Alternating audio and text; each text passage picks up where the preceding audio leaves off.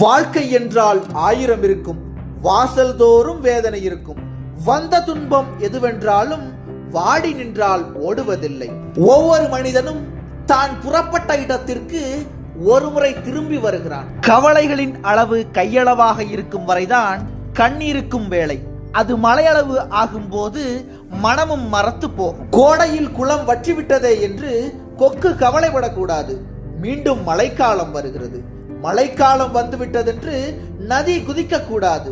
அதோ வெயில் காலம் வந்து கொண்டிருக்கிறது. காலங்கள் கடவுள் பாடும் ராகங்கள். அவை வீணடிக்கப்பட்டு விட்டால் திரும்ப கிடைப்பதில்லை. எதிர்பார்ப்பதை குறைத்துக்கொள். வருவது மனதை நிறைய வைக்கும். அன்னையின் கையில் ஆடுவதின்பம், கண்ணியின் கையில் சாய்வதும் இன்பம்.